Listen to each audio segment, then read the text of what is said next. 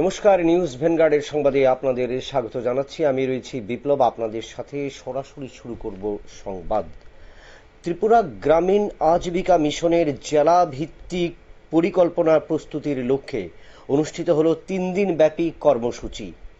ত্রিপুরা মুঙ্গিয়াকামী ব্লকের আরবিসি হলে অনুষ্ঠিত হল ত্রিপুরা গ্রামীণ আজীবিকা মিশন TRLM জেলাভিত্তিক এই কর্মপরিকল্পনা গ্রহণের উদ্দেশ্যই হলো এই 3 দিন ব্যাপী এই বিশেষ কর্মসূচি। এবং এই কর্মসূচিতে বিভিন্ন ব্লক থেকে অংশগ্রহণ করেন প্রতিনিধিরা এবং আগামী দিনে এই ব্লক কি পরিকল্পনা হাতে নেওয়া হয়েছে সেই সমস্ত বিষয় কিন্তু কর্মশালায় উঠে এসছে। আমরা জেনে নেব যে জেলাভিত্তিক এই কর্মশালায় সংশ্লিষ্টদের বক্তব্য, কি কারণে বা কোন উদ্দেশ্যকে সামনে রেখে কিন্তু এই কর্মশালা অনুষ্ঠিত হয়েছে।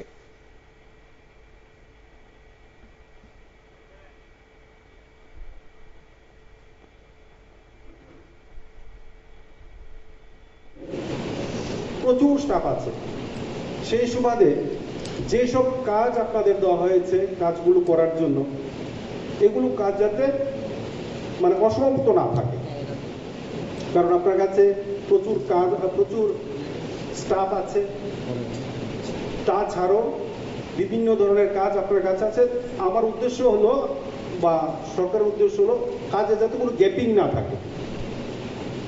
আরও এই সুবাদে আমি আপনাদের বলছি, এটা আমার সুযোগ আপনাদের বলা, আমি যখন আমাদের যে ডিএমসি আছে, ডিস্ট্রিক্ট কোঅর্ডিনেটর, যখন আজ কিভাবে এই গ্রামীণ আজীবিকা যে মিশনের উদ্যোগে যে প্রস্তুতি বা কর্ম পরিকল্পনা, এই পরিকল্পনার ফলে আগামী দিনে গ্রাম পরিষেবার ক্ষেত্রে অনেক উন্নতি হবে, গ্রামের মানুষের আর্থিক উন্নয়ন এবং গ্রামের মানুষ কিভাবে নিজেদের পরিকল্পনাকে বাস্তবায়িত করবে সেটাই কিন্তু মূল লক্ষ্য। অর্থাৎ ত্রিপুরা গ্রামীণ আজীবিকা মিশনের উদ্যোগে এই যে পরিকল্পনা বা কর্মশালা, তার মধ্য দিয়ে কিন্তু গ্রামীণ মানুষগুলো উপকৃত হবে আগামী দিনের জন্য। নিয়ে নিচ্ছে একটা ছোট্ট বিজ্ঞাপন বিরতি, পরবর্তী সংবাদের আগে।